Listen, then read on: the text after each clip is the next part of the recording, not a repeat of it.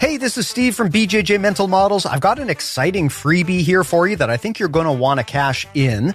It's from Jake O'Driscoll. Now, if you're not familiar with Jake O'Driscoll, he's the jiu-jitsu coach for two-time ADCC world champion Adele Fornerino, and he's the head instructor at Essence BJJ in Perth, Australia. He's also an outstanding competitor in his own right. Jake has been ripping up the competition scene with a straight ankle lock variant that he's been working on. It's a really cool tool that plays nicely alongside the Woj lock, Aoki lock, shotgun ankle lock, and other modern ankle lock variations. It attacks the ankle, shin, and knee, which makes it pretty effective against even the toughest grapplers. Normally, coaches like to keep this stuff secret until they've released some sort of official instructional, but Jake has shared this info with the BJJ Mental Models Premium community, and he'd like me to extend that to every regular BJJ Mental Models listener as well. This is a brief mini course filmed as a prototype for potentially more refined instructional material later. It's super cool to be able to see this stuff early in its usage before it becomes mainstream. There's absolutely zero catch here. It's completely free, and you can grab it at bjjmentalmodels.com/Jake. Again, it's completely free, and you can get it at bjjmentalmodels.com/Jake. So grab that now before we close this off. Thanks a lot, and enjoy the show.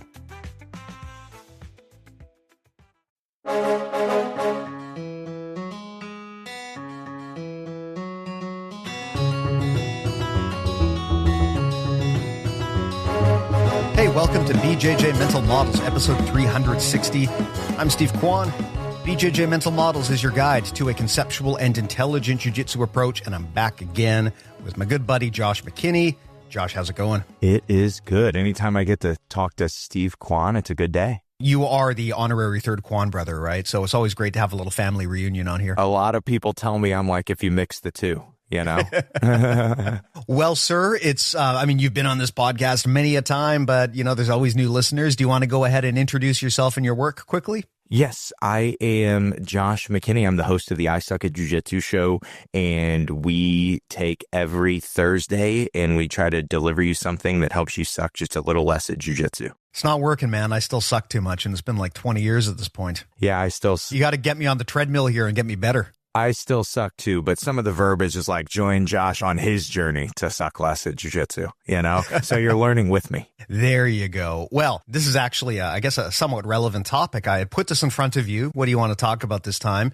And you had talked about the perfect competition training camp. I love this idea. You kind of had an idea of a regiment that you can create in a box and that anyone can use to accelerate and ramp up to their first camp, their first competition. Good timing too, because I actually had someone just ask me for this topic the other day. And I thought, you know what? That timing could not be better because I got Josh McKinney on for this. But maybe I'll let you kick this off. Why don't you tell me a little bit about the plan here and what you guys do at your gym to get new people on board and off the ground when it comes to starting to compete? For me, this is something that I probably have adapted just a few years ago. This isn't something that I've been able to use. This is, I really do have a privilege of being a both coach and a competitor. And so it lets me get to see how other people are experiencing competition, but then I don't forget how competition is. I get to experience that too. And so we do a ton of trial and error at my gym. And with our competitors, it's the exact same way. Like, hey, let's all try everything that you could do, and we will just make sure to, take data and say, oh, this is what you should do. This is how you should look at it. But one of the most brilliant pieces of advice on this quest was from my friend, Mark Vives, Mark Vives been on the show? He has not, but he's been recommended. I think it was actually you who recommended him to me. Okay. Well, take that as another recommendation. But Mark had this thought. He had a few retired NFL players that he was good friends with, and he started to talk about it and realized the similarity between pro football and a jiu-jitsu competition in the sense that it's all about waiting for a whole week to perform at your absolute best in a short time.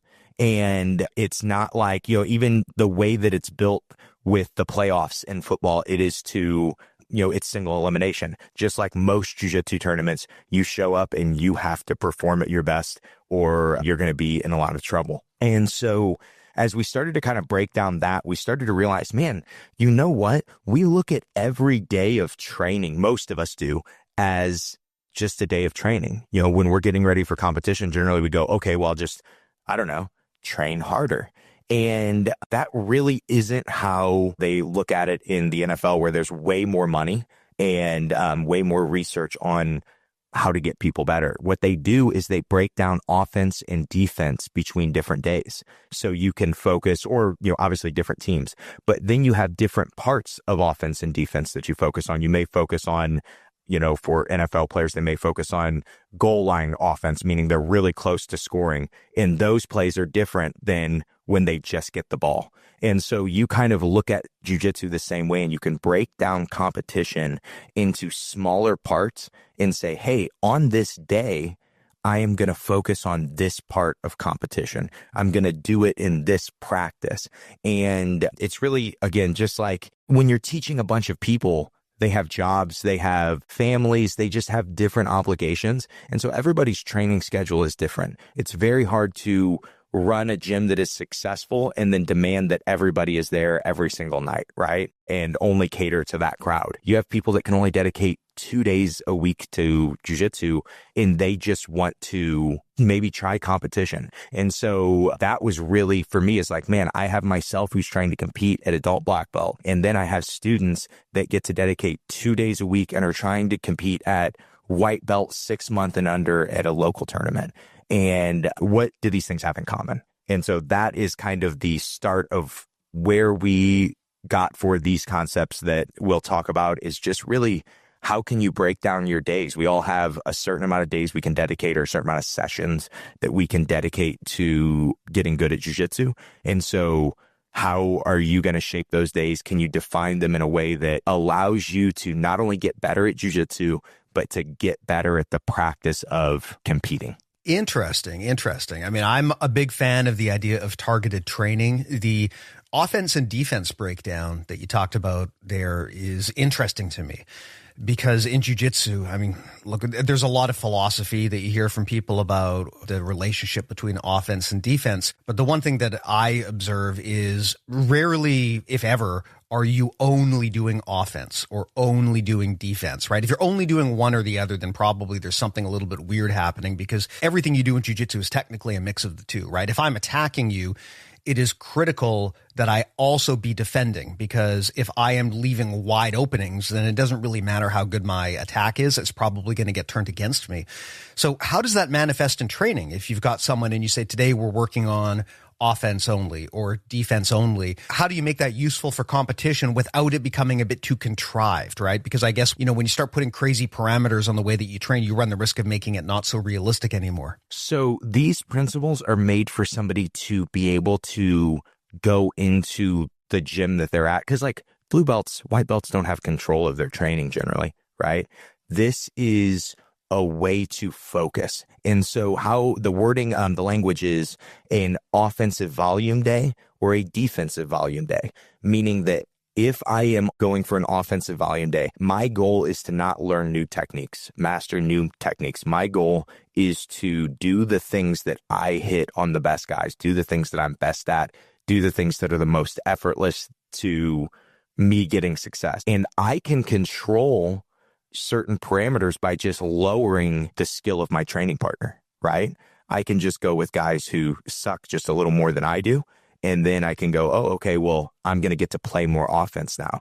And that's my focus. But now the defensive day, and that's how most people just roll every day, right? I think rolling this way and thinking of it as volume, right? I'm not trying to perform at my absolute best. I'm trying to be efficient enough to do 30 minutes, 40 minutes of rolling this way, or even longer if it's an open mat or something, but where I'm just getting a lot of reps. But the defensive day, I think, is what is confusing for people.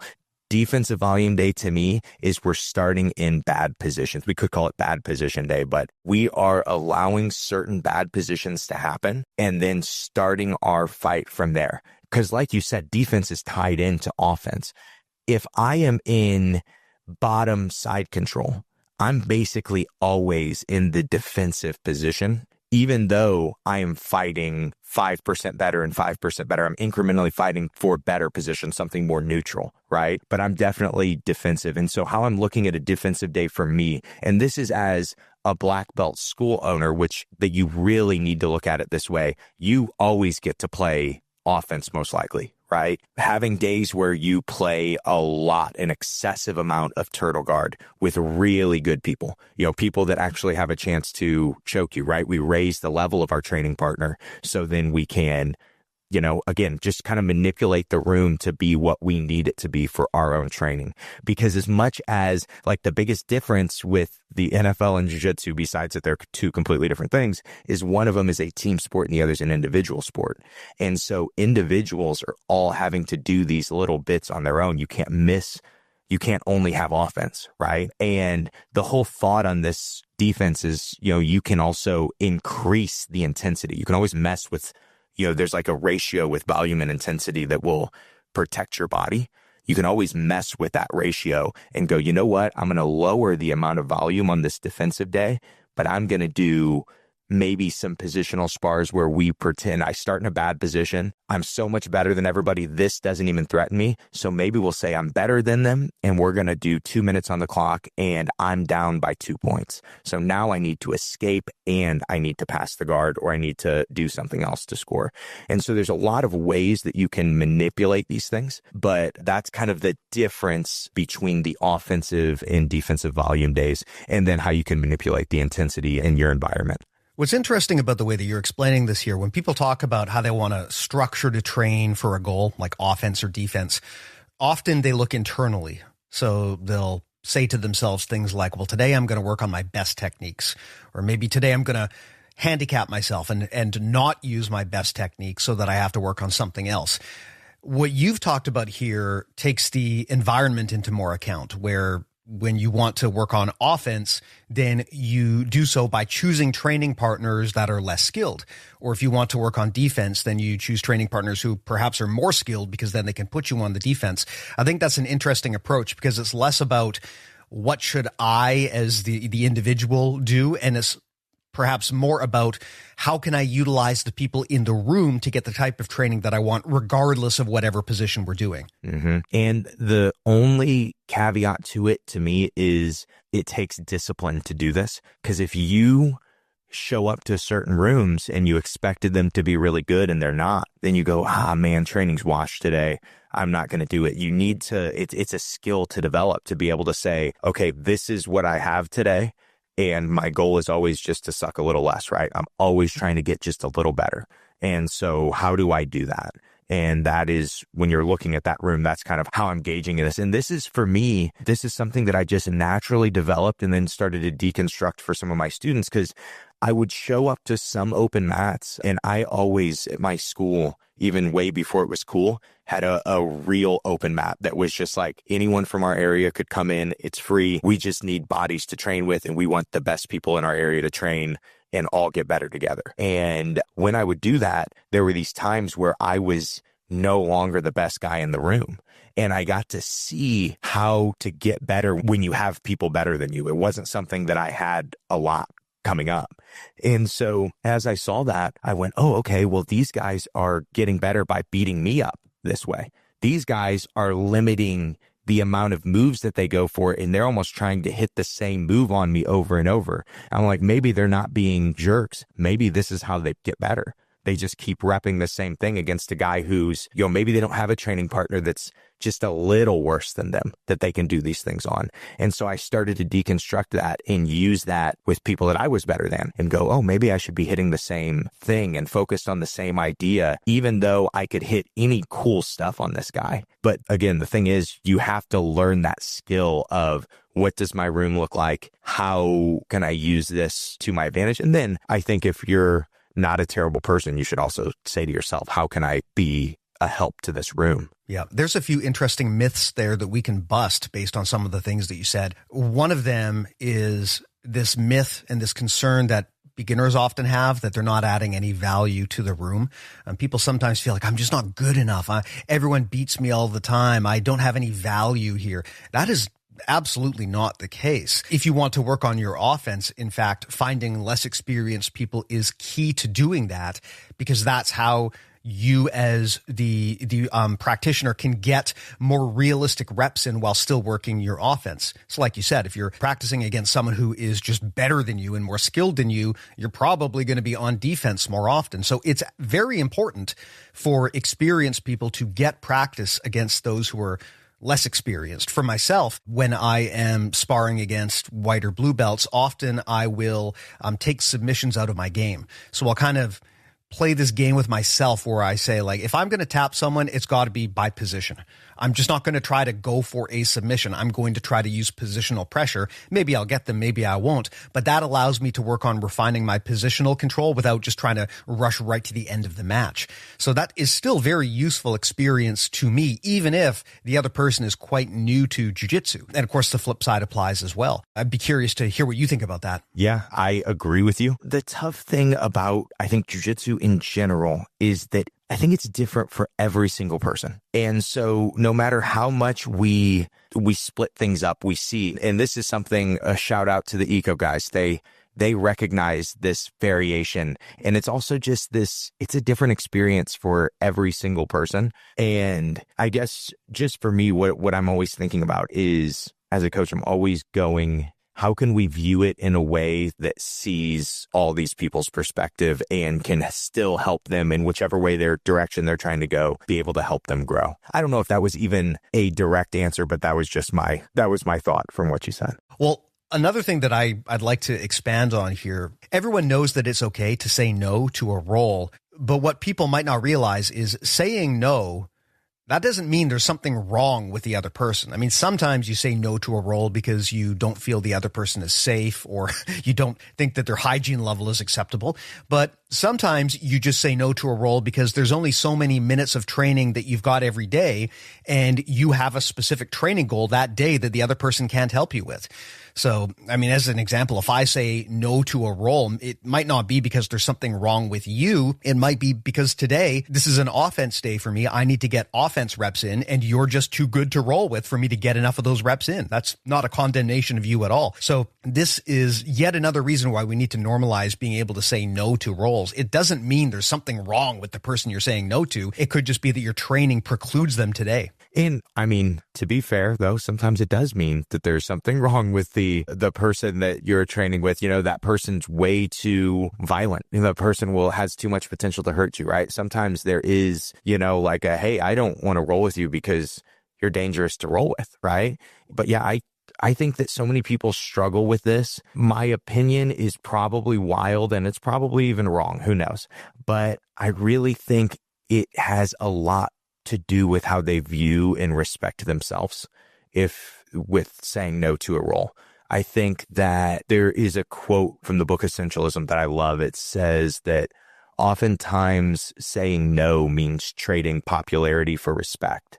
And I think a lot of people don't respect themselves enough to go, not as much, it doesn't outweigh the fear that they have of saying no to someone, and they go, well, I'll roll with somebody who might hurt me because I don't want to hurt their feelings. But I really think in terms of values, like, you protecting yourself physically is much more important than this person's feelings, right?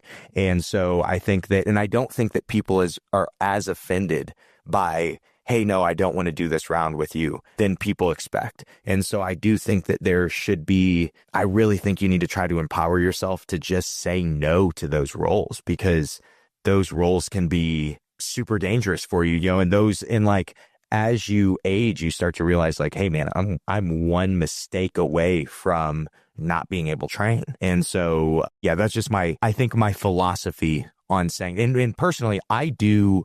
Even at 31, I say no to roles all the time, specifically because that person is too physical, and I will roll with them at other times. But when my body is just too physically depleted, there's just too much risk of injury. And if somebody is ever like, oh, come on, then I will always stand really firm on that. And you touched on this earlier. When you're competing, your objective is to perform on a single day in a single moment, and getting injured shortly before that moment completely defeats the purpose of the training that you had put in place prior.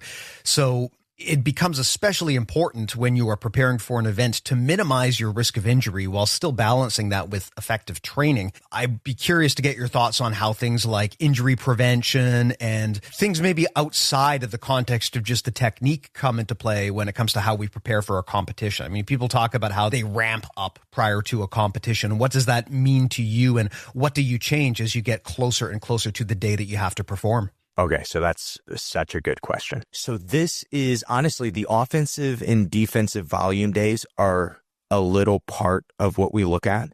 To me, it's not even close to the big concept. The big concept that is, no matter what, if I am setting somebody up to compete, this is the first conversation that we have. You are going to pick one day to be a performance day. And the idea of the performance day is, this gets to be your pretend competition. You get to try your mindset preparation. You get to try your breath work beforehand. You drink your electrolytes. You warm up the same way. You try as much as work in life allows. You try your absolute best to make this a competition. And then whether that means you do less rounds, but at a higher intensity, your only goal is to win, and you even rest between rounds like you would typically in a competition, right? You make it as much like the performance as possible. So you can ideally develop that idea of performing when the moment comes. And so that is like, if you had one day a week to train, I would tell you, okay, that's got to be a performance day. You're not going to learn any jiu-jitsu over the next 6 weeks. If there's a tournament coming up, if you only have one day a week to train and you're not good yet, I would say just do volume days to get better and don't focus on competing. But if you really, if you have a little bit of a base, but you don't get to train a lot, it would just go, no, the priority is you get this performance day, because that's all you can practice right now is you practice competing. The skill that you have is the skill you're going into this tournament with. Yeah. Now, the funny thing about jiu-jitsu is that we've got so many people who train, but just never compete, including myself. And I'd like to know, from your perspective, if someone doesn't have the desire to compete, do you still encourage them to go through the process of setting up a camp? Because I think that could potentially be really good for skill development. Even if your goal is never to actually compete, just the process of going through this regimen might be helpful.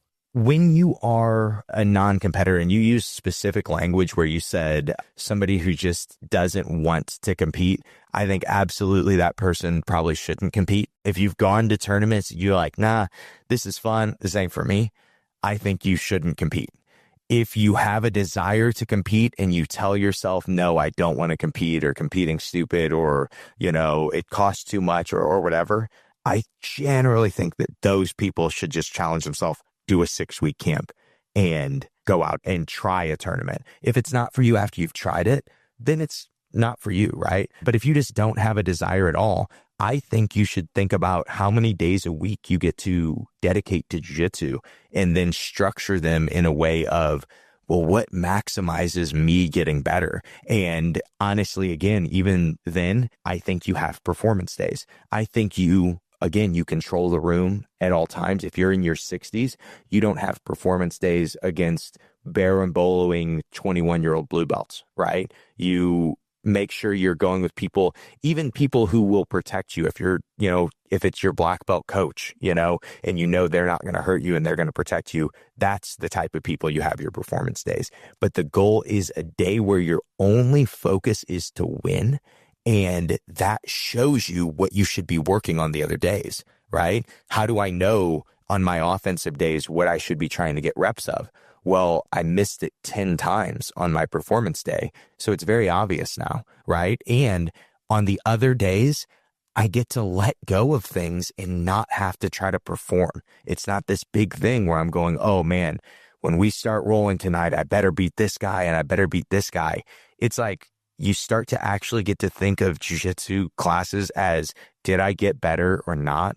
And your only metric is not, well, who did I beat, right? It's you're getting so many reps, you're getting to see, oh, I hit that move 2 more times tonight. Oh, I got choked 2 less times tonight. And it's really easy when your goal is just volume and it's not to perform, to go, I don't care if I'm losing. But then when you go on your performance day, you just try your best to win. And it's not about volume. You hold positions if you can rest from them, right? It's just as winning as efficiently as possible.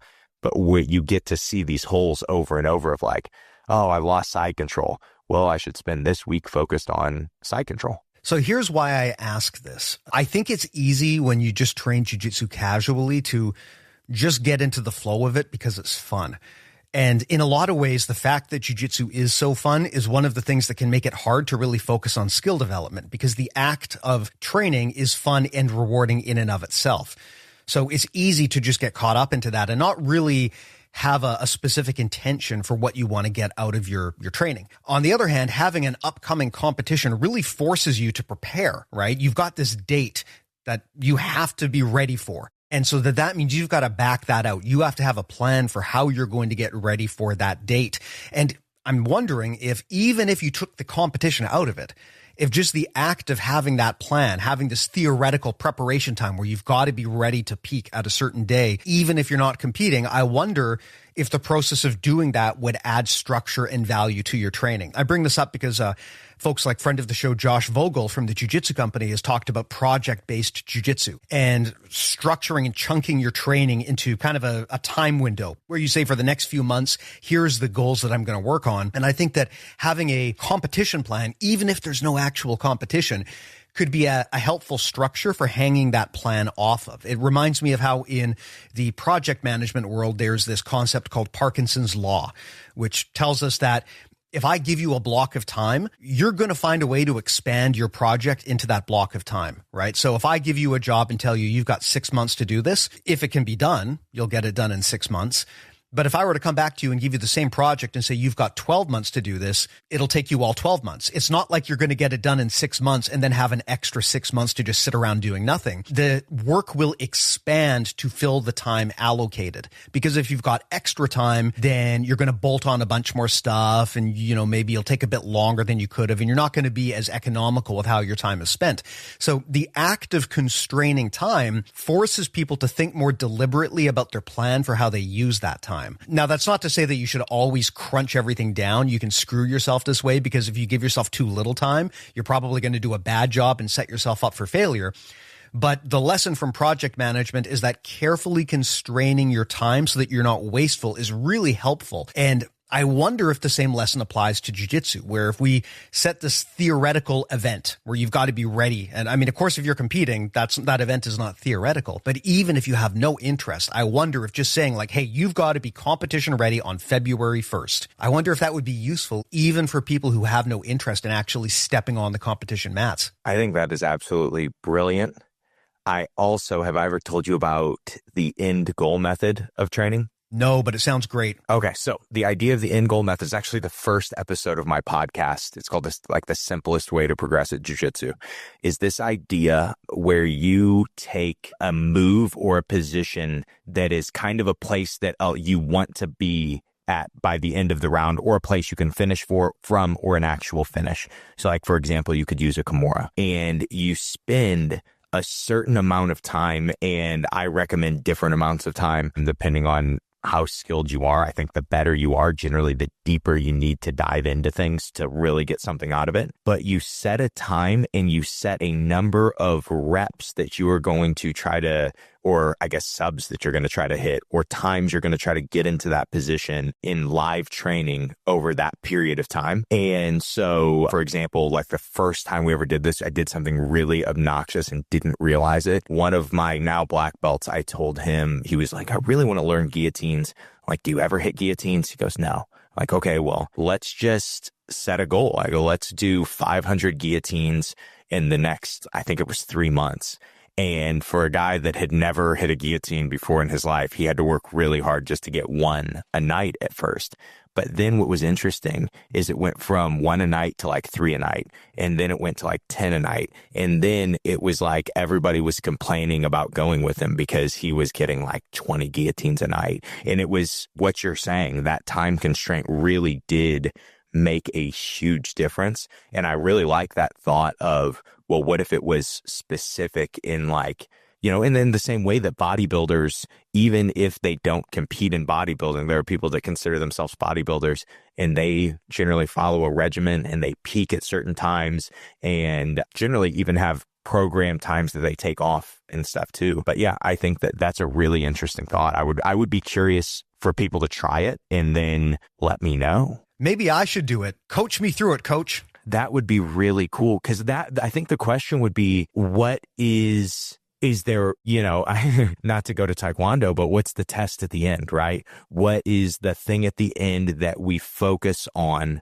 to give you a metric that goes, oh, this did, what's the control? Are we going by feel of, I did feel better. And do you have thoughts on that? It reminds me of the old adage that plans are useless, but planning is essential. That's kind of what we're talking about here, right? Whatever you plan to do, things rarely go according to plan in the real world, but the act of planning and getting ready is of value in and of itself because it gives you a structure to do skill development on top of. It gives you a kind of a focus, a project, so to speak, right? You've got a deliverable, you've got a deadline that you're working towards. If you don't have that in your jiu-jitsu training, then it just becomes this big kind of vague, confusing blur. And when people talk about how I'm in a plateau, I don't feel like I'm learning anything, a lot of the time that's because I think they're just sort of on autopilot. And a coach, even if the coach does their best to create a curriculum, a lot of the time the student is not super aware of the curriculum. Maybe the coach has this great plan for day by day, week by week, what we're going to cover. But for the student, if they're not paying attention, they're just going to show up and just passively absorb whatever the student is doing. But I think putting that structure around it, the act of forcing people to plan and think about this stuff, I think is really helpful for their skill development. And I can also see that helping out with some of the skills that are harder to fit into a regular class. As we know, the actual technique part of jiu-jitsu is not the most important in many ways. Your mindset, your ability to thrive under pressure prove to be much more important and just your experience in a difficult environment. So I think that these are things that you could maybe train more effectively if you put yourself through these kind of mini camps, even if there's no competition on the line. I could see that being something that's quite cool, maybe really helpful. Let's do it, Steve. We could do some content. You could train my ass. That would be so cool. I would absolutely love to do that. We could build you kind of a program and just kind of go off of like, hey, and kind of like you said, there are specific skills that you don't really get to focus on that competitors have to focus on naturally, right? And, you may not have that thing. And so maybe we,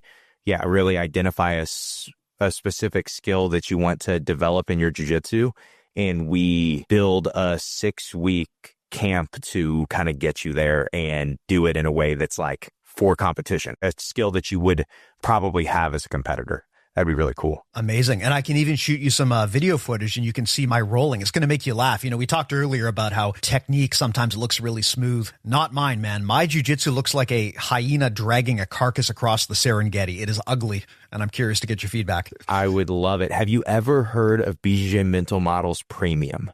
They have a coaching tier. And, if you sign up for it, you can have people like Josh McKinney or much more famous people. I have heard of this, although you are currently the favorite coach. Everyone always asks for Josh McKinney. So sometimes fame and celebrity only go so far. I pay them to ask for me, Steve. I pay them. I say, hey guys, I'll send you $5 if you just tell Steve that I did a good job. I said, I've never kept a job for more than a day. So I'm just hanging on right now. Well, here's maybe a hypothetical if we walk through this, just to give listeners some kind of a concrete idea of what this looks like. Well, someone already trains at your gym and you trust them not to be a lunatic, and they tell you that they want to prep for a competition in 6 weeks. Like, tactically speaking, what does that look like? How would you go through this? Do you sit them down and kind of figure out their goals first, or do you have a sort of out-of-the-box structure that you can always use? So for me, the first question is, how many days a week do you get to train? Like how many days are we going to work with? And then, because some people, the answer is like, oh, I train every day, and that answer for that person is going to be much simpler. You have a lot of time to waste, and you'll be just fine. But the people that I really feel like I focus the most on are your 2 to 3 day a week people, because they're going to be competing against people that get to dedicate 7 days a week. And so they are going to need to be way more efficient in the way that they train. And the main focus is, hey, we've got to take 1 day a week and it needs to be a performance day. That is, whichever one of these days, your goal is just to get reps of winning and competing against people that are tough, and you're focused on the moves that you're already good at. You're not trying to develop new skills. You are just trying to win today and get that performance. If that means, and this is what I'll do with my guys, and because I've done it with myself, is, hey, you don't get any anxiety training here. Even if we pretend it's a competition, you get no anxiety. And you're going to get anxiety in the tournament. We want to get you prepped for that. So let's go to an open mat at a different gym and you go train with those guys.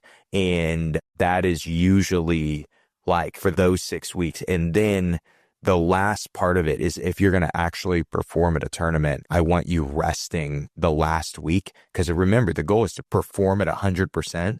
And you wouldn't believe how many people that you see training like the night before a competition, like it's a logical thing. And I know you're super skilled and you can still win, but the goal is to be at 100%. You don't want the jelly legs because you just wanted to train way too much. There's a point of diminishing returns when it comes to hard training, and a lot of people in jiu-jitsu just don't comprehend it at all.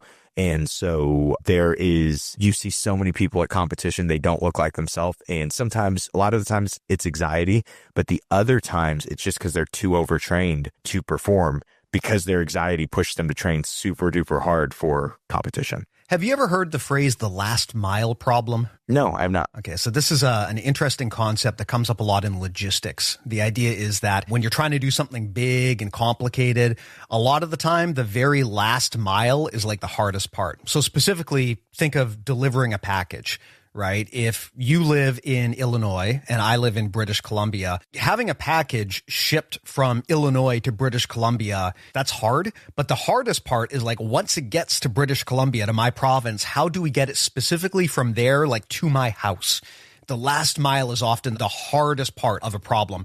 And this comes up a lot because you will often see projects that go really well up until they get about 99% of the way done. And then they completely fall apart at the very end because of the last mile. And that can either be because it was way harder than people thought, or oftentimes people will make real stupid mistakes at the end because they think they're done. Like, again, like you said, training really hard the day before a competition and getting injured. Also, sometimes there's a tortoise and hare effect as well, where people, as they get to the last mile, they'll take their foot off the gas because they think they're done. You see this in jiu-jitsu matches sometimes where people they think they're up on points. And so they just think, I'll just coast out the last 60 seconds. And then they lose somehow, right? Because they took their foot off the gas before the match was over. So that could be a very common problem that affects not just the match, but even the training coming up to it, where stupid mistakes at the very end can screw up all of the hard work that you put in play beforehand. Mm-hmm. And I see that. And even honestly, even off the mat, you have people that will go to the tournament on a day that they're competing and they don't compete till late,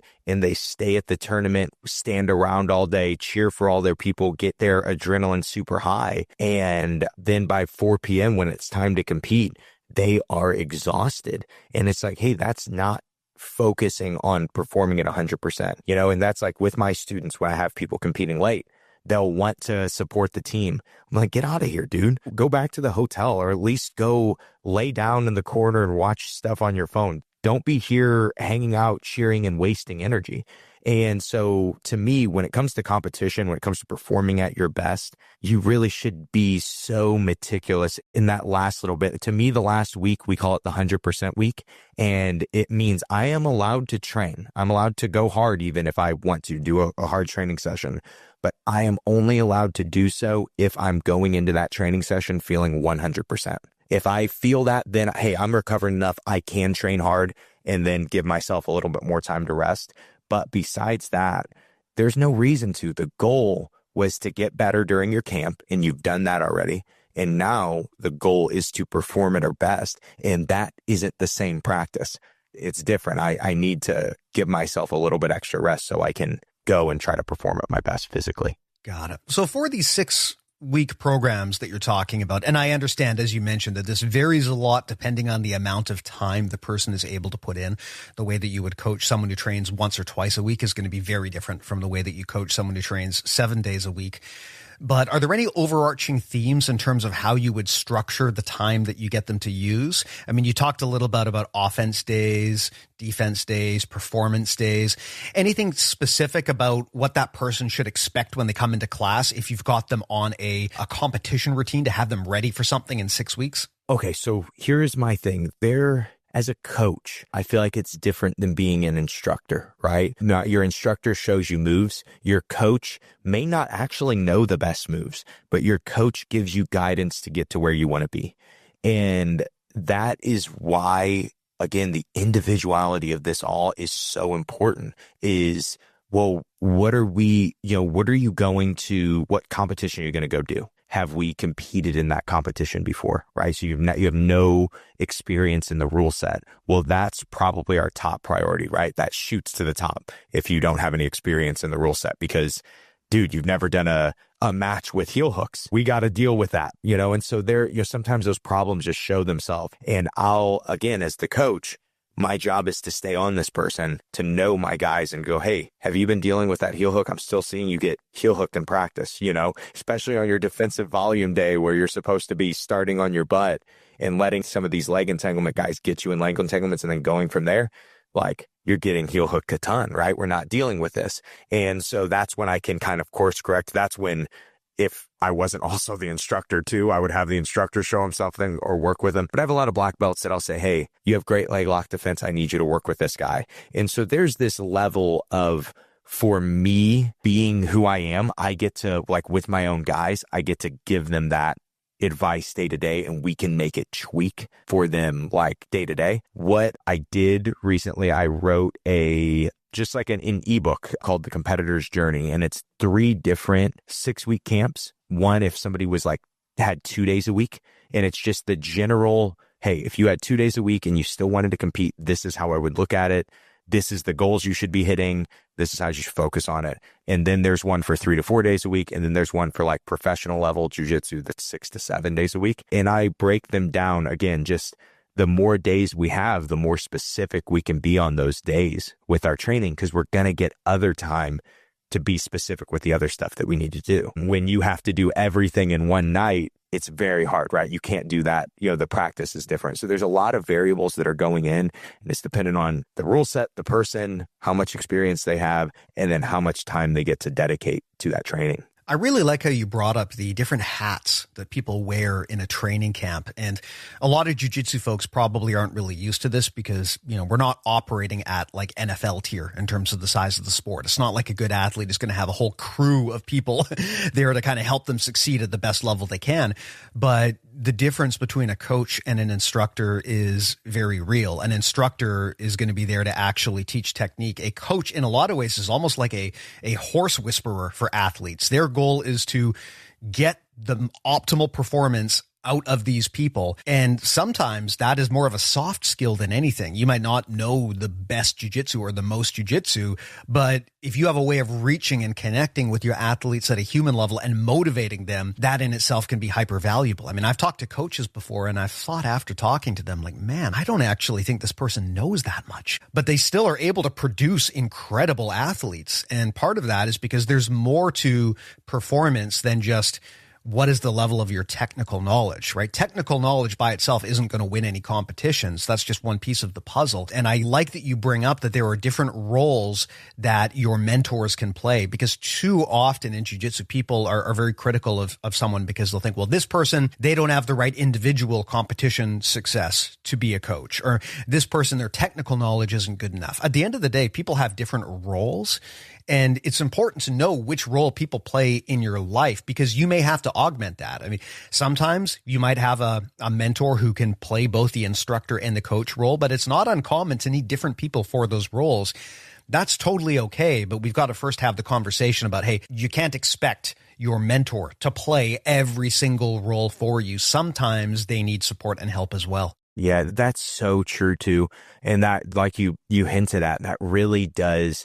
It's the culture. The culture in jiu-jitsu says, well, if you can't beat me, then you have nothing to help me with. And my coach was never like that. My coach was always like, I'll learn anything from anybody if it helps me be better. if it helps me win. And that was and again, like back then, 17 years ago, that really was not the vibe. Coaches, things were very secret. And, there was a lot of ego of, no, we know the secrets. And so we wouldn't need to learn them from anyone else. And my coach was always going, if he was the best person, he was always going above and beyond to get better people in our room to just help us with. And so now people will, my coach will ask me a technical jiu-jitsu question because that's still who he is as a person. And I'll share something with him and somebody will make a dumb comment and be like, well, why is he your coach then? I'm like, what's wrong with you? What does that have to do with? That was two separate things. He's a good coach because he asked me that. And so, it's just the mentality to me is so off when it comes to how to learn jiu-jitsu and who to learn jiu-jitsu from.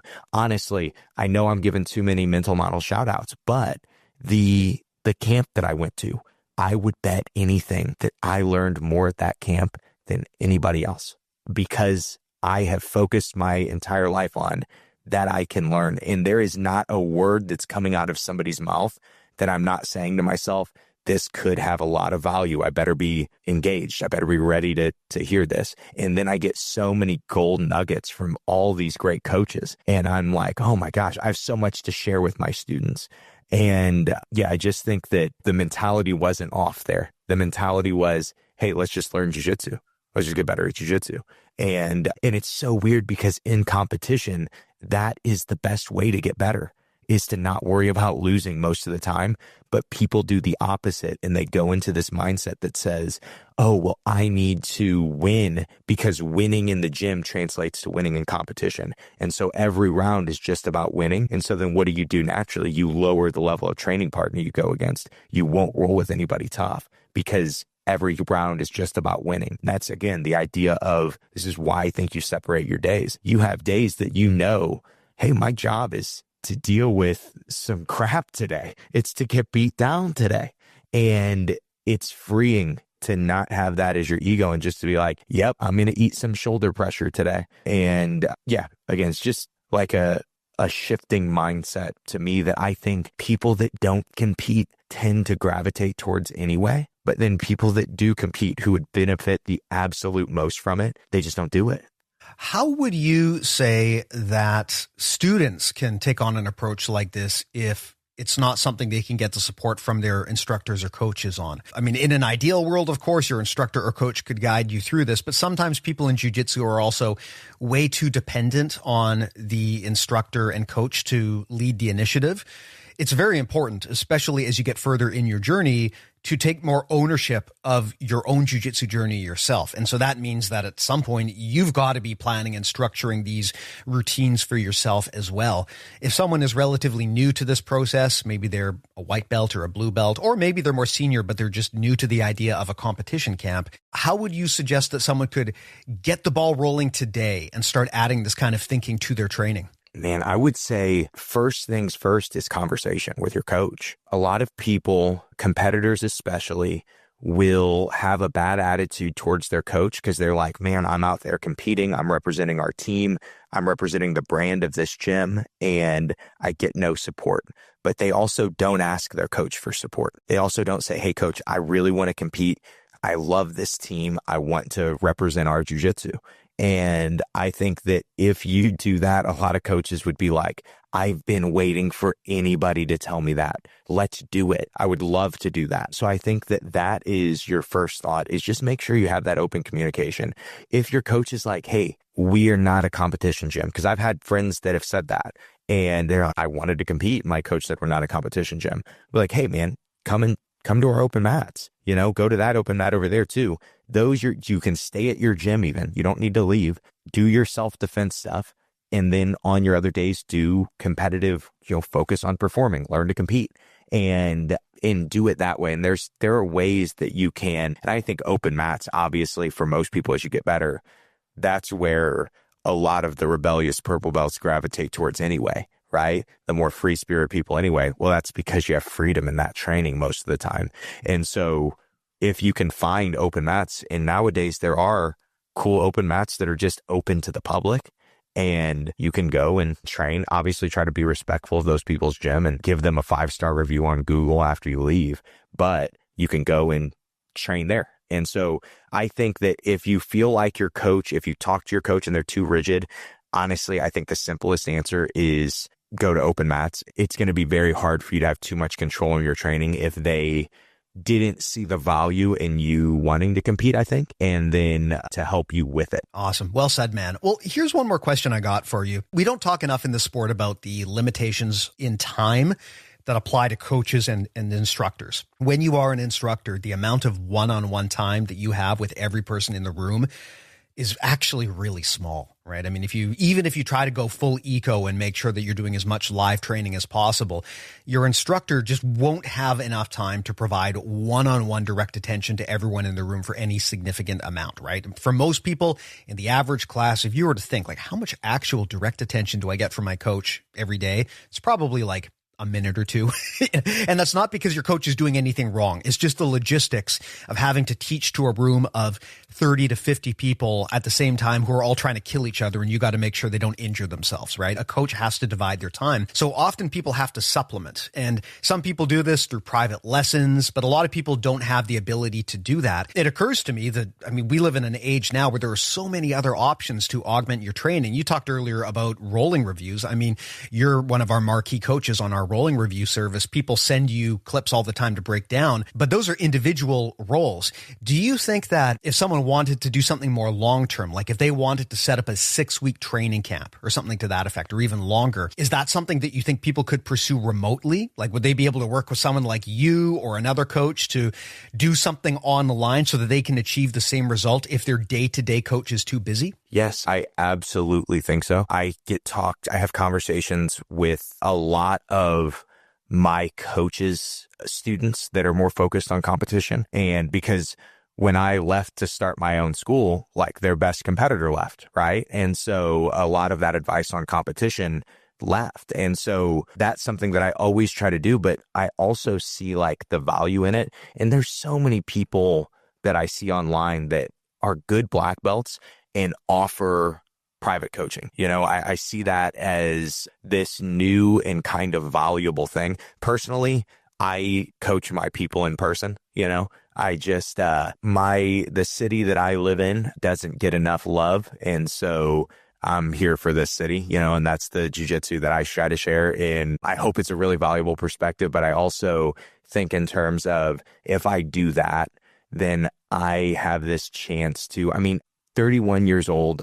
At the end of this month, I'm going to have 18 black belts and under me. And to have that much value in my gym right now, one, makes my gym just this huge step up where I can have these guys sharing so much knowledge with other people. I can be learning so much from these other people. But what started to happen without me realizing it is these people start to spread out. And some of my police officers are teaching at police academies and teaching jiu-jitsu. And then some of my, I have people that have college programs that at their school that they go to, they help teach people jiu-jitsu. And to me, that is why I don't coach things online besides just doing the mental models reviews. And that's just because I like you, and it seems like all the people that are on there are really cool. And then they all make up lies about me and say I'm a good coach too. So I'm, you guys have the bots that tell me, send me videos and tell me they like my perspective. That's going to keep me on there forever. But besides that, I just like coaching my people here. Well, that's a good plug, man. Let's talk about your gym. I want to make sure that we give this some attention. Like you said, it's an underloved, underappreciated city, and I definitely want to help put it on the map. So why don't you talk about the work that you guys do? Okay. So we at HeadNod, we have 3 different schools in Southern Illinois right now. One in Granite City, one in Edwardsville, and one in Jerseyville. I started the first school almost 10 years ago. It'll be 10 years next month. And really, I started a jiu-jitsu school to pay for competition and travel because it was hard to do. And I loved jiu-jitsu. I wanted to start sharing it, but I had no skill in coaching and teaching or anything. But I do have a good skill in running a cult-like gym. And so I got a lot of people that have just been with me forever and have, we've all learned so much jiu-jitsu together. And so, I know that in our area in the Midwest to be a gym with 18 black belts. Most of them are like from white to black belt, and to be there is really cool. And we run things very, very differently. We are as much of the anti-traditional jiu-jitsu that you would be. It offends people, but on our sign, we have American jiu-jitsu on it to show that we never bow. We never do anything like that. You can wear whatever color gi you want, and we are focused on innovative ideas. And so you will show up to class and never get a boring class. I just left a class where I had a visiting black belt that had been in for a few weeks. He had been showing these choke details that I couldn't comprehend. And so what I did was I said, hey, this Thursday daytime class that we have at our gym has my best question askers. We're just going to get in the middle. They are going to question ask you to death until we can all figure out these chokes that you're doing, because they feel insane. We just can't recreate them. And that is the mentality of our gyms. Again, it is about getting better at jiu-jitsu. And it originally started as just about competition, but then as it grew, people liked that competitive mentality and said, hey, I don't want to compete. And like, oh, well, you can be part of this too. We're just trying to get better. And so we started to, when we deconstructed things, we realized like, oh, all we're doing is jiu-jitsu without any of the other stuff. We're doing just get better at grappling jiu-jitsu. You don't have to do any traditional thing. We don't even do stripes on our belts. So at some point we're probably just being disrespectful on purpose. But it is one of those things where it's like so many people make jiu-jitsu about so many other things that it isn't. And at HeadNod, we do not do that. We really do take priority of having a good time, being good people to each other, and getting just absolutely amazing at jiu-jitsu, despite having no great physical attributes, despite being in a super small town that everybody flies over. We have really special jiu-jitsu here. And so if you're around any of those places, we would love if you would come and join us. Amazing, man. Well, if people want to look you up or look up your gym, how do they find you? So look up my gym is HeadNod HQ, and that will take you to our main page. You can go to any of the locations, headnodhq.com. We'll take you there. And then anything interesting that I do is on my podcast or my YouTube channel. Both are I Suck at Jiu-Jitsu. And yeah, if you're interested in my jiu-jitsu perspective, we do new episodes every Thursday of the I Suck at Jiu-Jitsu show. They're sometimes talking head videos, sometimes interviews. Just like I told you, my classes are at my gym. They're just always random. And the goal is just to help you to suck a little less at jiu-jitsu. Amazing, sir. Well, I will put links to all of your stuff in the show notes to make it easy to find so people can pop open their podcast player and just one tap, go check out Josh and HeadNod HQ. All of our stuff will be there too, but it's easy to find as well. It's all at bjjmentalmodels.com. The podcasts like this, both full-length episodes and our mini concept breakdowns, are all in the feed. They're all completely free. Our newsletter getting close to 15,000 signups now. Definitely recommend checking that out as well. And again, that's all at bjjmentalmodels.com. And please, if you haven't already, do look into BJJ Mental Models Premium. It's how we fund this whole thing. It's the reason why we don't run crazy, annoying ads on the show. It's got about 600 subscribers now, and it's growing strong. I think it's one of the more popular subscription sites in the sport. We do things a little bit differently. This is not an online academy in the sense that you might be used to. It's not just a library of video techniques. We focus primarily on audio and long form education. So we've got a lot of chats that are probably closer to a university lecture than what you might expect from a jiu-jitsu academy. Our big thing is trying to explain big ideas like mindset, concepts, the kind of thinking that explains the why behind jiu-jitsu. It augments the kind of stuff that you might be getting in a classroom or from a traditional instructional.